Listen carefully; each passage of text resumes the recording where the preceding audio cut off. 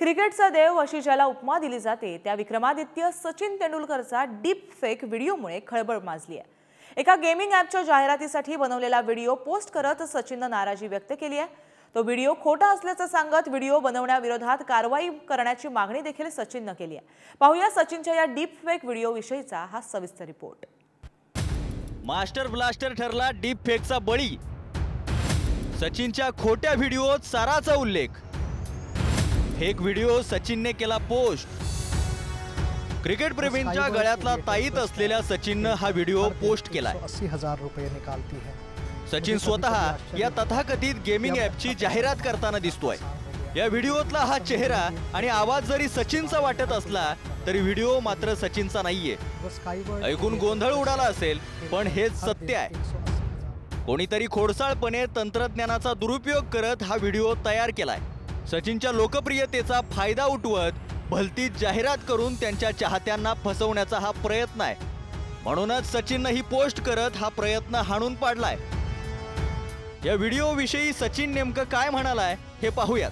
हा व्हिडिओ खोटा असून तुम्हाला फसवण्यासाठी तयार करण्यात आला आहे। तंत्रज्ञानाचा गैरवापर करण्याचा हा प्रकार पूर्णपणे चुकीचा आहे। सोशल मीडिया प्लॅटफॉर्मने देखील सावधगिरी बाळगायला हवी।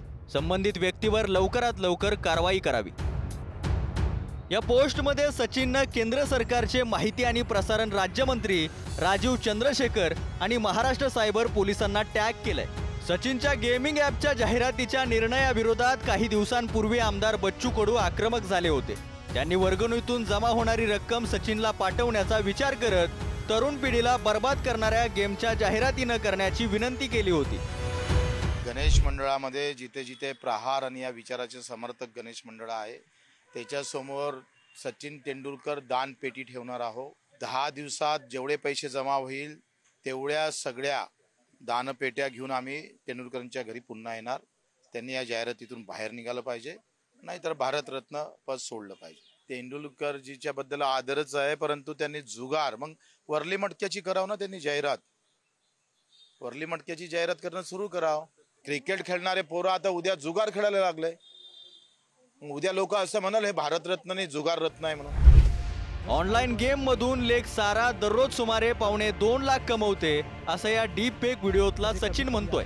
सचिननं मात्र हा व्हिडिओ स्वतःच पोस्ट करून तो फेक असल्याची कबुली दिल्यामुळे वाद टळलाय।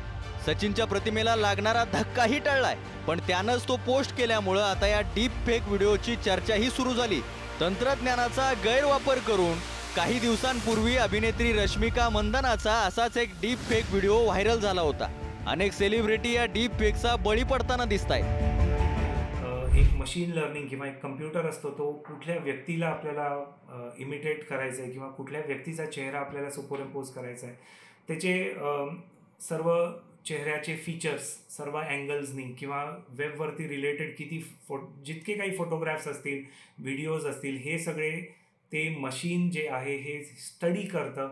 कशी मुवमेंट होते, लिप मुवमेंट कशी होते किंवा आयब्रो मुवमेंट कशी होते, प्युपिल मुवमेंट कशी होते किंवा बाकी पण फेशियल फीचर्स जे आहेत ते कशा प्रकारे ती व्यक्ती जी आहे हे करते, हे सगळं एक कम्प्युटर किंवा मशीन जे आहे हे स्टडी करतं। सचिननं या डीप फेक व्हिडिओ विरोधात भूमिका घेतली। या प्रकरणात कारवाईची मागणीही यंत्रणेकडे केली। दुसरीकडे चाहत्यांना जास्तीत जास्त रिपोर्ट करण्याचं आवाहनही केलंय। त्यामुळे सचिनचा डीप फेक व्हिडिओ करणाऱ्यांविरोधात होणाऱ्या कारवाईकडे चाहते लक्ष लावून बसलेत। हे करणं म्हणजे काय, माहिती व तंत्रज्ञान कायद्याखाली इम्पर्सोनेशन आहे। इम्पर्सोनेशन किंवा आयडेंटिटी थेफ्ट आहे, किंवा हे नुसतं करून थांबत नाही लोक, तर ह्यामुळे लोकांना फ्रॉड पण करतात। हे करून फ्रॉड पण करण्यात येते।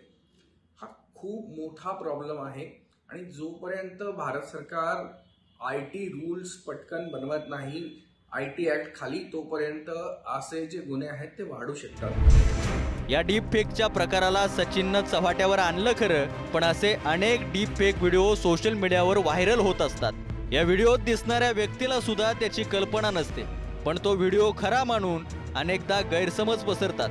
हे सर्व टाळण्यासाठी सरकार ठोस उपाययोजना कधी करणार हा प्रश्न आहे। रशीद इनामदार, पुढारी न्यूज। Thank you.